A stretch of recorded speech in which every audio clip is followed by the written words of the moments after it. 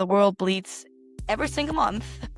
Why is nobody using that? That question from today's guest, Dr. Sara Naseri, CEO of Qvin, stopped me in my tracks because she's totally right. Women spend nearly 40 years of our lives menstruating, and yet menstrual blood has been almost completely ignored by modern medicine.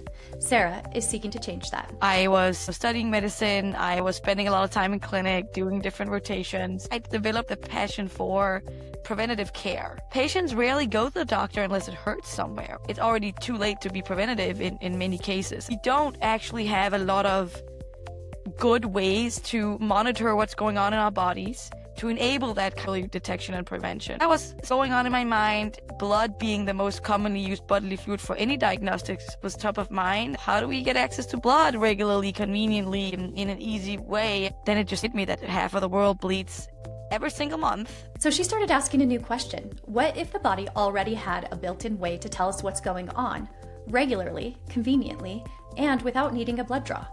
That led Sara and her team to a radical idea. Menstrual blood could be used for diagnostics. I actually wrote a literature review on diagnostic potential of menstrual blood. It was the shortest literature review you can imagine. The only paper that was published on the proteomics of menstrual blood was actually done by the forensic department in New York. Turns out that there was a murder case. Yep, the criminal justice system studied menstrual blood before the medical community did. Mind-boggling. In this episode, we talk about the science, the stigma, the technology, and the audacity that it takes to transform something dismissed for centuries into a tool for liberation. Sara's story is a reminder. When we listen to women's bodies, we don't just change healthcare, we redefine it. Let's dive in. Today, we are joined by Dr. Sara Naseri, our badass guest, who is CEO and co-founder of Qvin, the first company to harness menstrual blood for diagnostic testing. From publishing groundbreaking research to launching the first FDA-cleared QPAD, Dr. Naseri is leading the charge in early detection, better medicine, and empowering women to take control of their health. This episode dives into the power of innovation, personal resilience, and how daring to study what no one else would is reshaping women's wellness worldwide. So welcome to the show, Sara. So glad to have you. Thank you so much. Thank you for having me. I'm very excited to be here. Most definitely.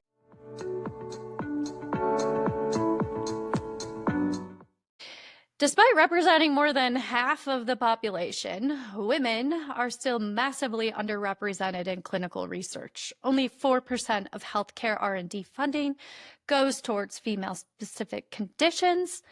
That's a gap that Qvin has stepped right on into.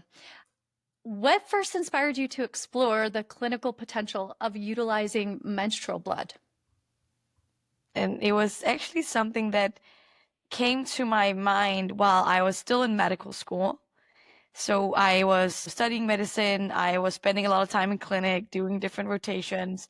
And in all of that, I developed a passion for preventative care and really caring about how we can detect things earlier, where the outcomes are always better. Unfortunately, reality that I experienced was that very rarely do we actually do that, because patients rarely go to the doctor unless it hurts somewhere. And at that point, it's already too late to be preventative in many cases. And so it was this unfortunate situation where we are very aware that time is the most important prognostic factor for any condition. Yet, practically speaking, we don't actually have a lot of good ways to monitor what's going on in our bodies to enable that early detection and prevention. And so that was going on in my mind. I was thinking through, well, how can we get that information? And it has to be done in a convenient way, regularly, and blood being the most commonly used bodily fluid for any diagnostics, of course, was top of mind. And then the thought was, well, how do we get access to blood regularly, conveniently, in an easy way? And then it just hit me that half of the world bleeds every single month. Why is nobody using that? And you go online and you start looking at what has been published. And I was really surprised. I actually wrote a literature review on what we knew about the sort of diagnostic potential of menstrual blood. And it was the shortest literature review you can imagine. Very, very little data out there on the composition of menstrual blood. Interestingly enough, the only paper that was published on the proteomics of menstrual blood was actually done by the forensic department in New York. My God. Like, so tell me more about that. What was your experience with this? I was super strange. Why is this research coming out of the forensic department of all places? So I actually went to visit the professor who was hired to do this study, and it turns out that there was a murder case where the suspect said, well, this dried blood, it was a dried blood spot on a couch, is menstrual blood. And that we didn't have the data to really solve the case of, well, is it menstrual blood or is it systemic blood? What is it? And so he was hired to do the first study to show what proteins, how it's different. And actually, we've in parallel been working on understanding menstrual blood for different reasons. In his case, for forensic purposes. In my case, for diagnostic purposes. We've been in contact throughout all these years and are finding some similar results as well. And if not already, then very soon there's now been developed a standardized way to distinguish between menstrual blood and systemic blood to solve for cases where the suspect says that it's menstrual blood versus systemic blood. That standard, it did not exist before. Fascinating. The criminal justice system had to sort of look at menstrual blood before the medical community did. And it blows my mind that we've studied feces, sweat, urine, Every bodily function fluid that's possible, but not menstrual blood. It blows my mind a little bit. So from that point on, I was intrigued. We need to understand this better. Half of the world bleeds every month. We don't know what it is and how it can be useful. And it's so accessible. I worked very closely with the Stanford OB-GYN. We did some of the first studies on not just understanding what is in menstrual blood, but in particular how it correlates. So when you take very basic clinical biomarkers that we monitor all the time in the clinic, and you look at how they measure when you take a systemic blood draw at the same time as a menstrual blood sample, how does that actually correlate? And we published it. And so it's been a long journey in the sense of first very basic science, understanding what it is, what the utility is, and then building a product that can actually capture that opportunity, that is consistent and stay stable and always easy to use, and then through a regulatory process. It's been a fun, long journey, but I feel very lucky to have been working on this. It's amazing. Really fascinating that some of this came out of forensic research, but also Qvin actually means women, and women wear the weight of the world. We do so much, and yes, we do bleed every single month for like a overwhelming amount of our whole entire existence. We don't have the time to go to the doctor for preventative care. We don't do things until we're aware of something that is a problem. I just love this. So technology really is at the core of Qvin. And you're not just building a product, you're really creating a new category in diagnostics. Research shows that it takes women up to 4 years longer than men to be diagnosed with chronic conditions. And that's not just frustrating, it's actually quite dangerous. Your aim is to change that. How does the A1C QPAD work? Tell us a bit more about the QPAD and what you're doing and what it's testing for. Yeah, so actually that particular indication is what we took through the FDA, and it was FDA approved. And the way it works is you order the QPAD, you receive it at your home, you use it when you have a period, like you would use a normal menstrual pad. And it's HSA and FSA. That's correct.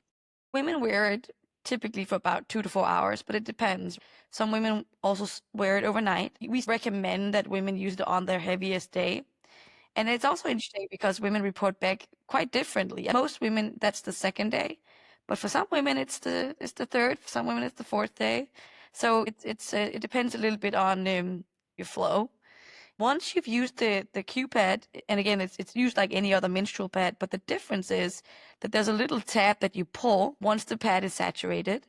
That tab removes a small collection device. You throw away the pad like you would normally, but that small collection device is then placed in a little container that comes with the kit, and that's pre-stamped. You throw that in the mailbox, and then it's received in a clinical laboratory where the testing happens. And then we return the results to a phone, a mobile app where you can see over time how the biomarker is changing. Now, the product, the Qpad, actually doesn't change depending on what we measure. So for a user, the experience is the same whether we are looking at A1C or other things in the future. Because once the laboratory receives the sample, we actually treat that sample like any other blood sample. So it's like the same FDA approved analyzers, it's the same processes. In that way, it really is not that different.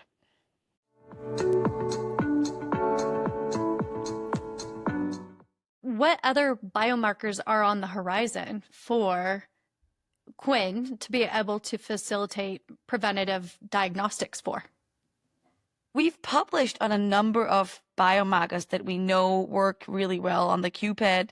There are also some biomarkers that we know won't work. So we've published all that data. Some examples that we have validated in a clinical laboratory. And it ranges from hemoglobin A1C being average blood sugar. We've looked at cholesterol. We've looked at fertility hormones like FSH and LH and AMH. A lot of women have asked about those. They've asked about TSH, because of course any thyroid conditions are typically more prevalent.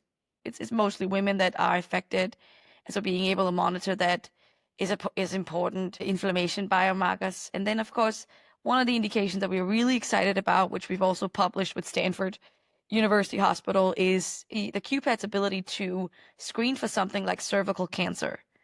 So almost as a replacement of the Pap smear, we can detect the virus that causes the cancer, and in that way be a very effective, accessible, and convenient way to screen big population groups. That indication is very important, not just when we think about the US, but also outside the US.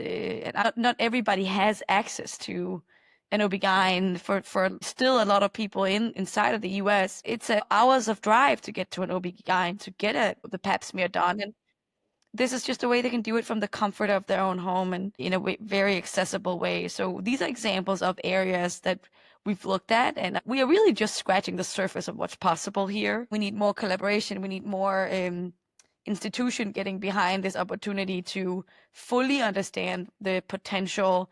We know that there's a little bit less than 400 unique proteins in menstrual blood, and how do they relate to our reproductive system and overall health? So there's still a lot more work to be done, really, to understand how to bring this opportunity to its full potential. But it is a very promising start, without a doubt. How frequently do you suggest the monitoring of this? If I were to get the Qpad, how frequently would I use this? And is it prescribed by a doctor? Can I just get it as a layperson? And then with that, what kind of data are you collecting from me? And how do you give that back to me in an app so I can monitor it? It really depends on what you're monitoring and existing conditions, health goals, exactly how often you would want to test. We deeply believe in choice, and that the woman should have the choice to use it when it's the right time. And of course, if you are a person with chronic conditions, there are guidelines to how often you should perhaps be monitoring. And for example, in the diabetes case, women typically have to go in and do a blood draw every third month.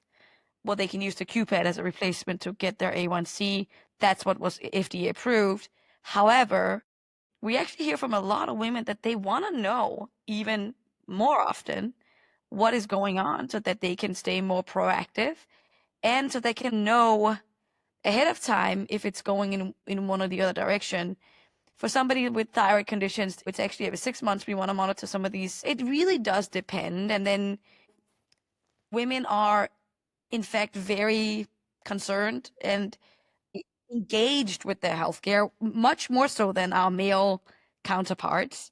And so a lot of women actually want to know what's going on in their body. However, quite busy. Women are a big part of our workforce, family lives. Women don't have time to go to the doctor regularly, even though they want to know what's going on. And so it's really about how do we give them the tools that allows them to get the information about what's going on in a convenient way that fits into their lifestyle. And women are very lucky that we actually biologically bleed every month, and we have this opportunity to actually know what's going on And we've been throwing that away since the beginning of time. So why not use that to really get an insight? It really comes down to choice. It comes down to who we are looking at, and that will be very individual, woman to woman as well.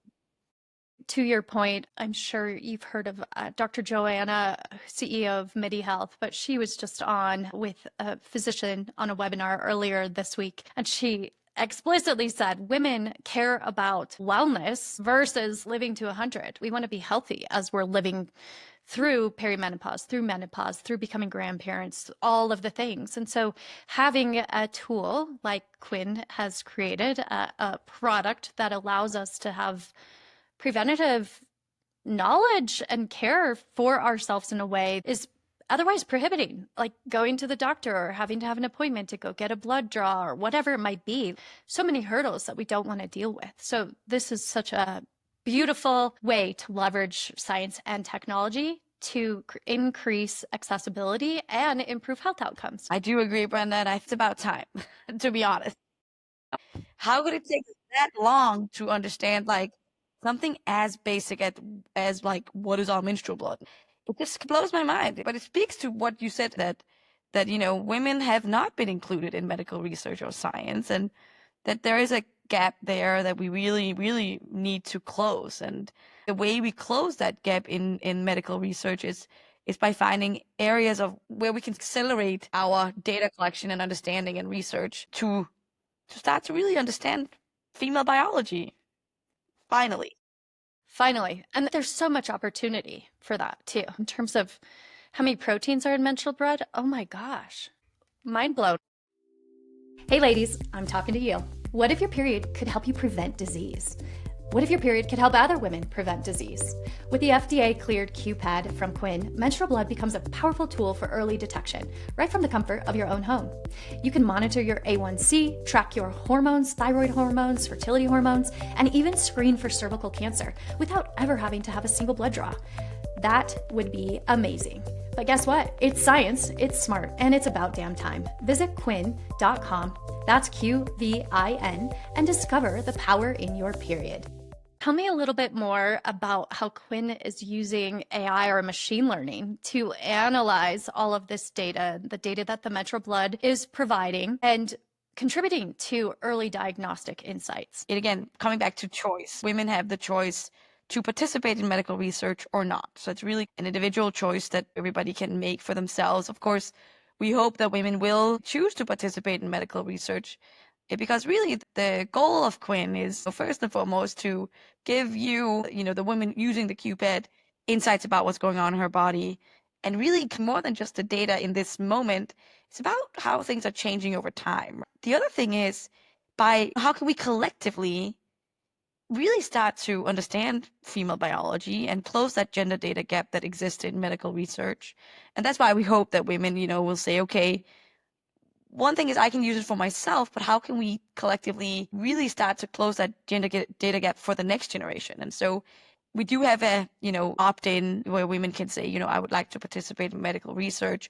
And then depending on the studies that we run, it's a little bit different what we're testing for. But once you opt in, you consent to one or the other, depending on what we're doing. We've done a lot of different trials looking at various different medical biomarkers, and we publish all of that data. So that's either on the way to be published or has already been published. And currently our focus is on the cervical cancer use case. And so right now, where AI will play a role for Qvin in particular, really is more when we think about the data that can be collected over time. If you think about it, there's really no company today or institution that is able to collect blood every month. And when we started doing that, it's a very powerful understanding or biobank of female biology and data of different outcomes. AI can play a very important role in exactly the closing of the gender data gap. However, it's not something that we have applied just yet. Currently, it's less about the big data at this early stage. It's more about very specific biomarkers that we are testing in different trials, and currently very focused on the cervical cancer indication.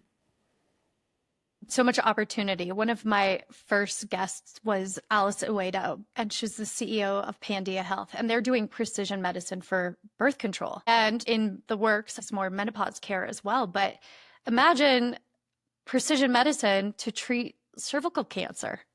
There is so much opportunity ahead of us, and technology and science is making that happen. It's so fascinating. It is. And when we think about innovation in healthcare, the very important thing is to make sure that we are building solutions that are actually accessible. When we do innovation within the medical field, building very expensive solutions that are hard to use, in my mind, that's not really useful. It's how do we build solutions that are very accessible, that are easy to use, convenient to use. In this day and age, those things become very important for implementation and for keeping quality of life while we, go about being busy, but still helping us stay on top of our health and proactive. That's where the Qpad is powerful because it's built on organic cotton and paper, frankly. And it's a menstrual pad that most women know how to use. So much opportunity ahead, without a doubt. It's an exciting time for women's health right now, not just because of Qvin, but in general. There's a lot of movement and a lot of good innovation happening in this field. Collectively, the sigh is, oh my God, I'm on my period. All women experience this at some point in their life for the majority of our lives. So to think of that turning into actually therapeutics and medicine, preventative care, treatment, whatever that might look like, that is phenomenal. Like you said, how have we only just started this? It's crazy. In terms of accessibility, it doesn't matter where you live. Everyone in the world deals with this situation on a monthly basis, and everyone is impacted or affected by these different challenges, whether that might be diabetes or thyroid issues or cervical cancer. It's happening everywhere around the world. How are you guys reaching rural and underserved areas?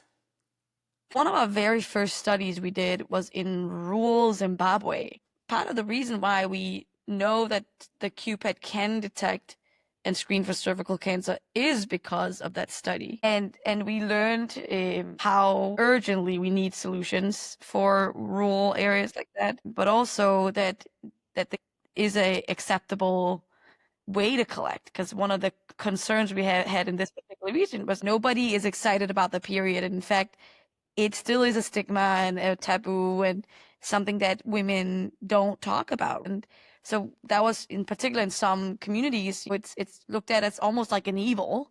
You don't participate in communion, you're excluded from society for that week. So how do you now start to talk about it as a opportunity and something positive and something that we actually should care about? But what we learned was the desperation for getting access to this information was so much higher than the potential taboo and stigma. And that was something that actually surprised us. And from that, Stanford actually then we got a grant to do a study locally to look more at the different sensitivity and specificity that we had worked on in rural Zimbabwe. We now replicated that locally to learn a little bit more. But it actually started there.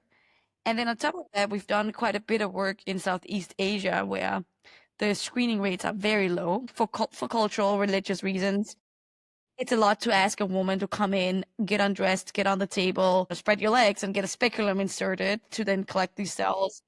It's a lot. It's a lot for a lot of women, I would say almost regardless of religious background. But in particular, there are some communities where this is certainly a no-go. And so they definitely have very low screening rates. And one of the biggest hospital chains there actually reached out to us because they are wanting to, find solutions to how we can screen women. Cervical cancer is a cancer that actually is entirely preventable. If we screen women regularly, no woman should die of cervical cancer today. End of story.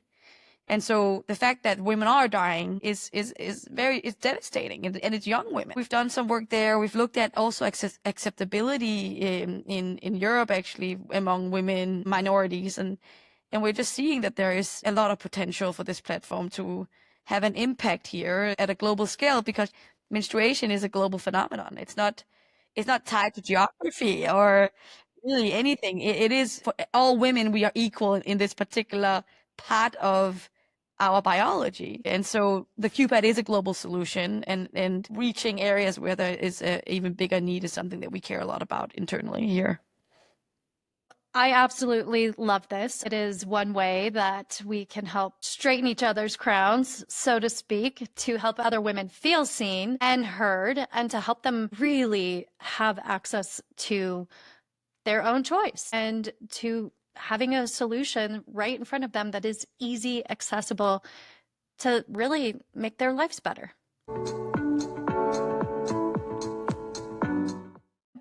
From med student to health tech founder, leaving the traditional medical path, what gave you the courage to walk away from a career as a physician to really pursue something like this, but potentially to be like world changing, making this huge impact?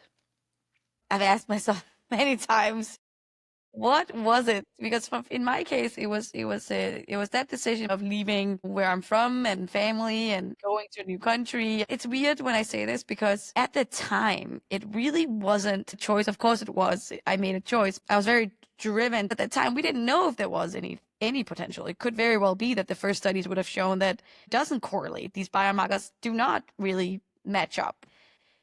But I had this very, very deep pull that I certainly could not try it. And somebody had to at least look at it. And so it was just not even a choice. It was just something that had to happen. And so I remember very clearly when I packed my bags, and I have this picture of me sitting in the train going towards the airport, and I'm embarking on this journey to figure out what menstrual blood is and how it can help patients. And at the time, it seemed like there was no choice. That was just very much the journey that I was on, and I'm very happy that I did. Did your family ever question you? Has this always been you since you were a kid? Did your family have any questions like, Sara's going to make her way in this world? We know it. I have very supportive parents and a family, generally speaking. They definitely were supportive in that. And I ever dreamed of building a company or wanting entrepreneurship. Where I was from was not a thing. It was not something that I was aware was even a thing you could do. That just happened as part of the journey. For me, it really wasn't about that. It was really about how can we help patients, and how can we see if this opportunity could actually be this, what I think is the most overlooked opportunity in women's health, and making healthcare accessible. And family-wise, very supportive. I remember my parents saying that, of course, you have to go and explore this idea. I also remember they said, when you move to the US, go do your project, but please come home and don't fall in love over there, please. Want you to move back eventually. Which, of course, now 10 years later, that promise I couldn't keep, unfortunately. But it is life, and now having children of my own. I'm like, why did they not stop me? But they didn't. They really didn't. They're very supportive all the way through. I don't think you were meant to be stopped to build what you have built and put that into the world. It's already made such an impact. So your path is a long one. Have you struggled with questioning yourself and doubting yourself or along this journey? And as you've become this leader and you're CEO of Qvin, you've got a team now. How do you navigate those moments of, oh my God, or what is it in you that keeps you driving forward with this purpose and this mission to achieve this grand vision? But also, how do you navigate these moments in time? And how do you continue to lead through them? It is hard, but it gets easier over time. It was much harder early in Qvin's journey as you do it, and there are so many ups and downs. The challenges are just endless in some ways. And for every challenge that you overcome, you become better at navigating, you become better at coping with it as well. So today it's a very different story in terms of how we go through very hard times than it was early on in the journey. Through it all, even when we build teams, one of the things that we look for is resilience. There's a lot of people with talent and that can build and can code and can do research and are brilliant minds. But what it takes to get on the journey that we've been on is not just that. It has to be paired with resilience and tremendous passion at the end of the day, because if you don't care, it's gonna get tough. And I do believe that for us to succeed, it has to be fun along the way. We have to actually enjoy working on this. Whatever the work you're doing, it's very important that you enjoy it, and you won't enjoy it if you're not passionate about it. So those are really some of the ingredients that that allowed me to continue early in the journey and even today. It is the just being super passionate about this particular area of medicine, and then having this resilience. And where does that come from? It's a good question. And for me, perhaps it was something that I was raised in some ways.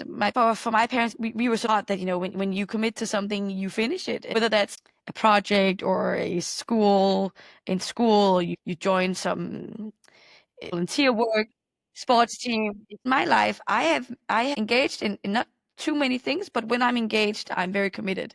And that's actually why I don't engage in too many things, because I actually really think through before I jump in. And that's not, just with work, but also in my personal life. When I'm in, I'm in, and I'm in through thick and thin. And that's the resilience it's a mindset that I was raised with in some ways. As an entrepreneur, as a scientist, as someone who's creating this amazing product that has the potential to change lives around the globe, it's self-selecting, it is self-discipline, it is that passion. And that's for anyone starting any business. Myself, I'm an entrepreneur as well. And things get hard and you want to throw in the towel, and you just have to go back and remember, why are you doing this? And it's for serving something bigger than yourself. That's right. Absolutely. And resilience. So could not agree more with you around that word, grit and resilience. Absolutely. Very important. I overcommit. I'm an overcommit-aholic. I'm in yoga teacher training currently, and my teacher often says, less effort, less effort. And it has to be a mantra, because if you really want to create something disruptive, more effort focused into that one area instead of grand 5,000 ideas. You just cannot spread yourself so thin. No, you gotta, pick what you care about and then commit. Yes. Commit to it.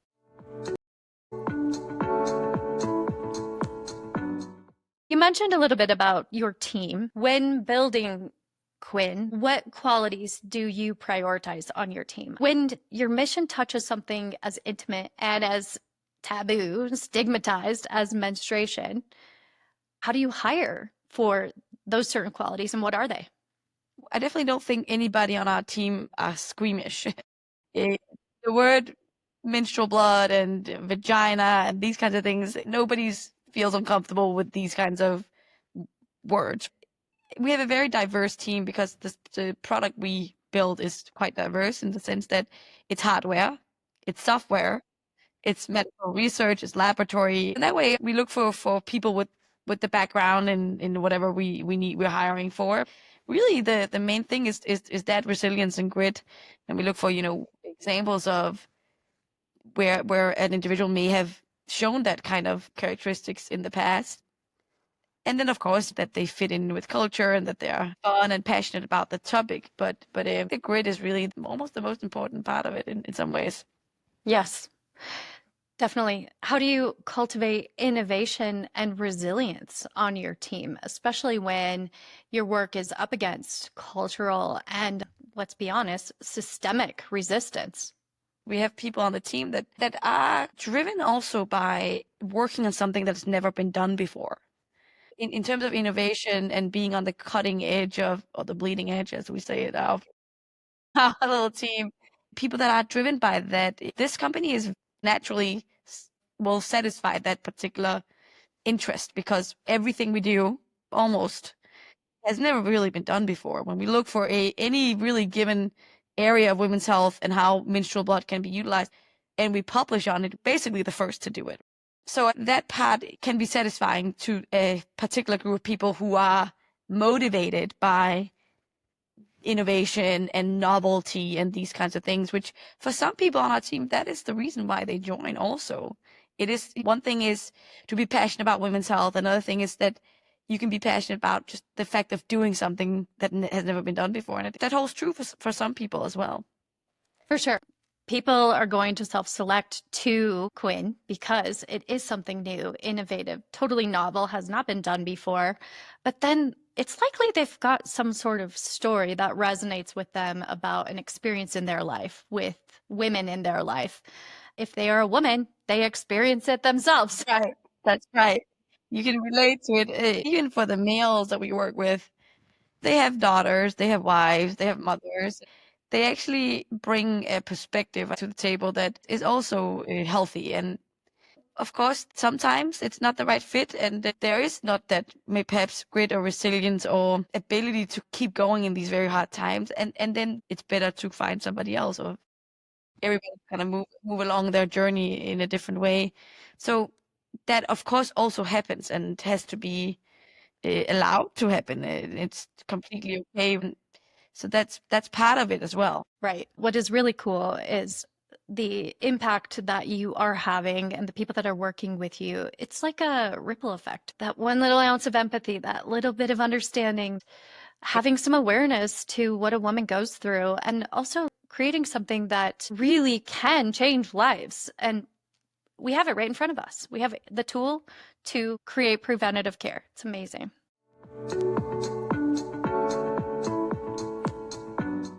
What year did you guys start? What year did you bring this to commercialize it and bring it to market?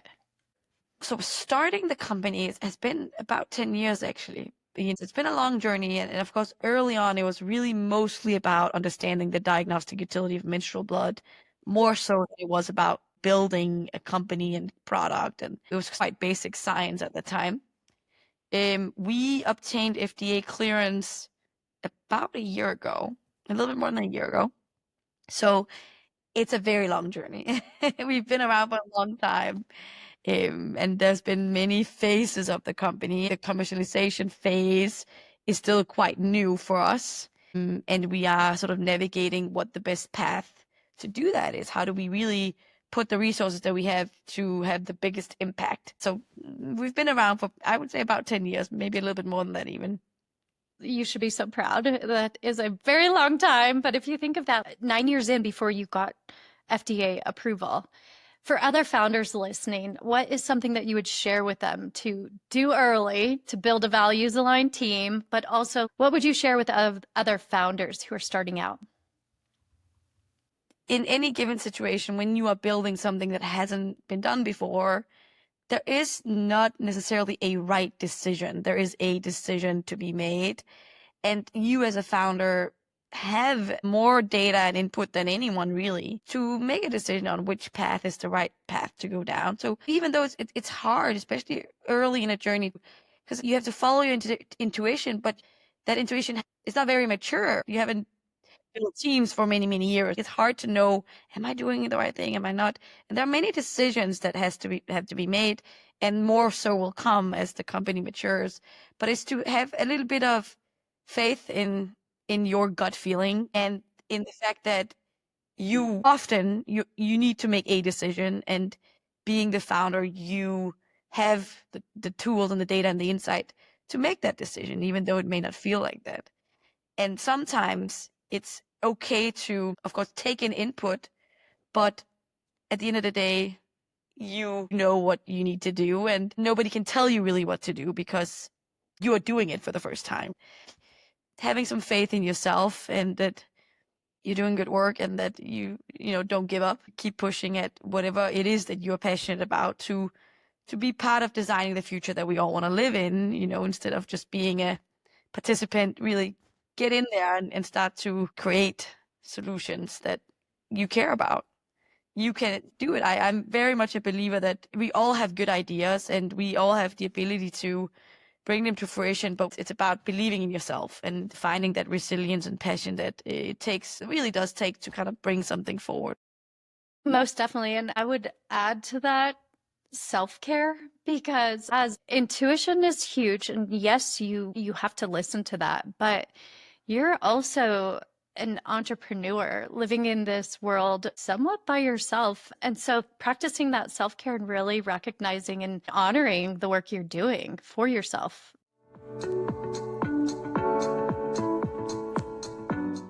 Navigating VC world. Right now, women-led companies still receive only 3% of VC dollars.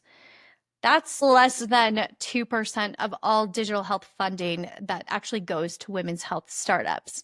Yet, Qvin and many female owned companies and women's wellness companies are proving that there is a massive unmet need and untapped potential. You guys have experienced a bit of fundraising yourself. How did you go about reframing menstrual blood as a diagnostic tool and really not something to be dismissed or avoided? Tell me how you navigate the ick factor when you're pitching Qvin to investors, partners, or even potential users. For investors where the ick factor takes up a lot of space, they typically don't invest. It's really also about finding the investors who can look beyond that and look at the opportunity, the massive opportunity that this really is. You have investors who are like, oh, only half of the population. I'm like, that's a big market. Like, what other solutions do we actually have that applies to half of the world? It's a big market. Part of it is, of course, on us to communicate the data and to conduct good science and to publish and to show that this really has potential. But the other part is also finding the right investors. And that's also what's hard. How do you navigate that? And reality is that you need to have a lot of conversations and meet a lot of people, and then you need to find the people who exactly look past that ick factor and look at the opportunity for what it is. But it is hard. It is hard. Fundraising is hard. And of course, also having been in building Qvin for so many years, a lot of different moments can be harder than others, depending on where the company is, early stage versus later stage, and also where the world is. And so we've been through quite a few of, ups and downs also on every single aspect of building a company, but also on the funding side. And you have to just, again, keep going. Keep having more conversations, meet new people, try to find the people that are mission driven, because that's what it takes for something like this to go to where it needs to go, because it is a long journey, and it's a complex product that you're bringing out, and so it takes a certain investor to understand that journey and be a good fit as well. Most definitely. Menstrual blood has been almost entirely excluded from clinical research. It's not a gap. It's a missed opportunity. So finding the right partners, finding the people who understand that opportunity, and creating the story behind it is that it's your wife, it's your sister, it's the people in your life, it's your potential kids or your grandchildren's future. It can make a huge impact. What's a story or a moment that has stood out to you that really has changed someone's perception, or their perception has totally shifted after learning about your work? I definitely have seen in general the conversations that we had early on versus now. Early on, we would have conversation with like, oh, I don't know that believe in menstrual blood, or it's kind of gross and these kinds of things. And as we've been publishing data on the utility, it is no longer about what anybody believes. It's not about belief. It's about the data. As it should be in science, it's about the facts. And it's clear to me that really has changed the conversation. That we don't really care about what you believe in. Here is the data. It's published. It is what it is. And then it's a matter of are you out in some ways. That has created a shift in how these conversations go. Early on, it was hard to find not just investors, but actually also even within the medical community, collaborators and laboratories that would even run the testing that would allow us to then get the data. It was not easy. And it actually led to us building our own clinical laboratory because it was important to have a dedicated team and laboratory that could accelerate some of this information and some of the data and some of these studies. And for some of the people that early on did not elaborate or didn't want to touch menstrual blood, frankly, we've seen a shift in their minds as well. And I'm talking mostly about clinical laboratory leaders. And it's been a It's been very satisfying in some ways to see that we've been able to move the needle a little bit on perception here. To now, it's really about we can start to talk about how can this actually be helpful for patients, which is the conversation that we really want to have at the end of the day. Right. It's not just about blood and vaginas. It's about impact. Hi, ladies. Thanks for listening to Redefine Her. I wanted to share something with you about In Women's Health. If you're building, investing in, or working in women's health and want to lead, then the In Women's Health Mini MBA was built just for you. This 6-week high-impact program gives you a behind-the-scenes understanding of how the industry works. From payers and reimbursement to policy, marketing, regulation, and more, you'll learn directly from industry leaders at companies like Kindbody, Genev, Portfolia, and many more. Whether you're pivoting into women's health or scaling a company within it, this MBA-style experience helps you gain clarity, sharpen your strategy, and connect with a powerful network of operators, clinicians, and investors. Better yet, I've got an affiliate code for you. Visit inwomenshealth.com and use Brenda Armstrong 100 to save $100 and reserve your seat for their next program. What advice would you give female founders preparing for those investor meetings, especially in male-dominated rooms, and particularly with products or tools that are culturally sensitive and unfortunately still a bit taboo? It's really like buckle up, and it's gonna be tough. Fundraising is tough for most companies, and it will be tough also for female founded companies, and maybe even tougher because of some of these dynamics. But at the end of the day, you really just have to keep going. And as the founder, and in this case female founder, sitting there and trying to pitch your passion, you just have to continue to do what you do and not really care about whether it's a male or female that's sitting in front of you and whether they think it's a sensitive topic or not. At the end of the day, when I walk into a room, I don't think twice about male or female, really. I'm here to tell the Qvin story and the opportunity that this is. And I'm prepared that it's not a fit for everyone. And there's going to be no's and there's going to be hopefully yeses as well. And so for every no you get, you will learn something, and you'll iterate, and you'll get better for next time, and you'll learn where are the people that have that mission, that are mission driven in the same area that you are. And it's okay, but it is tough, and you have to be prepared for that. And don't let yourself get discouraged because of all the no's, because they are gonna happen. You are a clear example of purpose driven, and don't let those no's get in your way, because there are people who believe in it, and what you are building is so much bigger than yourself, and you stay focused, stay committed.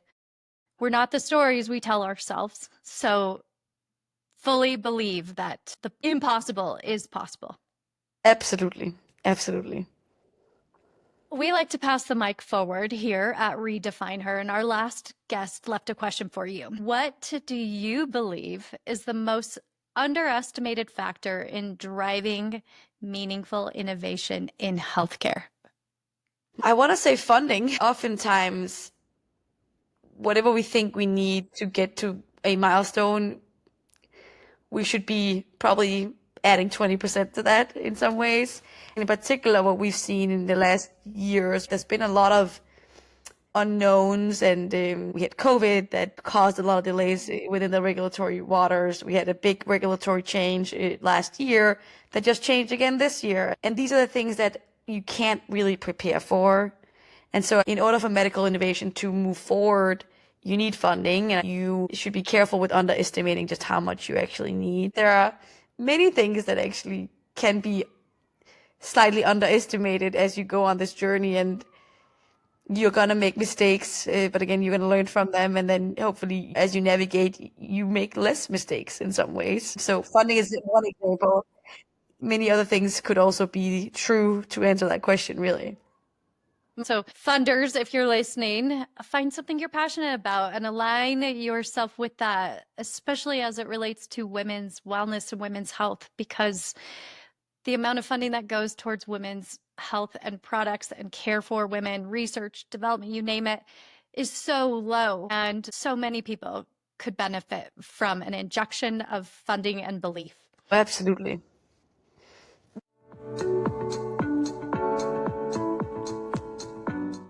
What would be your advice to doctors or clinicians or students in medical school who are thinking of taking a little jaunt off the traditional path of medicine to build something bold and impactful like you did? Doctors and clinicians have a lot of the characteristics and values in some ways to make good founders. Typically, they've gone through a long journey to get to graduation. They've shown like many years of resilience in some ways. They are smart people that typically care about human beings. And they've seen a lot of the issues that exist in this particular field. And so there are many good qualities there that should leave this particular group of people with a lot of faith in their ability to also build something that a solution that they come up with for a problem. And a lot of clinicians are driven. Something very satisfying about seeing a patient and a human being who comes in and they have a particular problem, and you can use your experience or knowledge to find, 3 solutions, and in this consultation, then agree with whoever you're sitting in front of. Well, of those 3 options, this is maybe number 2 option is the best, and that patient leaves this room hopefully with a solution or at least a path forward to how we can get closer to a solution. And that's very satisfying. I have sometimes missed in my journey with Qvin is that you don't get that instant gratification that you would get in a normal, as working as a doctor and seeing patients regularly. But what is encouraging about building something like Qvin is that the impact you can have is just enormous. And so from seeing 10, 15 patients a day, that's an impact you have right now, and it's a gratification perhaps in the short term. But when you embark on trying to solve these big problems, the impact is millions of people. That's also encouraging. In particular, in the US, there are a lot of people with medical backgrounds that are doing this. I would say less so in Europe, but definitely that the ability and the grit and these kinds of things, this particular group has a lot of those things. So I would encourage, if a physician sits there with a solution to a problem that can help patients, to leave the more traditional clinician work to have a much bigger impact. I would encourage that for sure. That was a great answer, because I'm sure there are so many physicians that have missing that clinical experience and that providing answers or solutions in that moment. But I mean, imagine how much bigger your impact could be. So plant the seeds, water those seeds, and bring those solutions to more people. Beautiful, Sara. Thank you.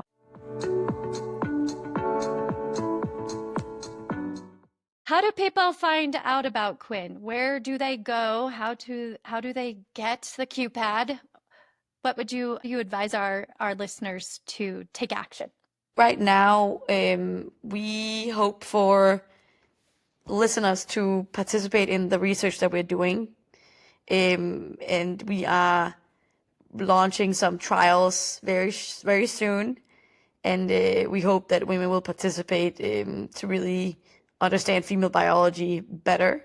So that's actually the primary way to access the Q-pad in this moment. We are working on, not from a research point of view, but from a commercial point of view, also making the Q-pad available for a number of different indications, if you will. And currently we're waiting, because from a regulatory standpoint, there's been a lot of changes quite recently. And so we are, like many others, currently waiting to see where that lands. And then we hope to be able to make the Q-pad available for indications, some of the indications that we've talked about today that have been validated and really are ready to be having that impact that we all hope that the platform and that menstrual blood has for patients. But we're still monitoring some of these changes that have been going on the federal side. Understandably, everybody is. Yeah, it's been a chaotic time in some ways, but hopeful we'll see more stability soon. This too shall pass.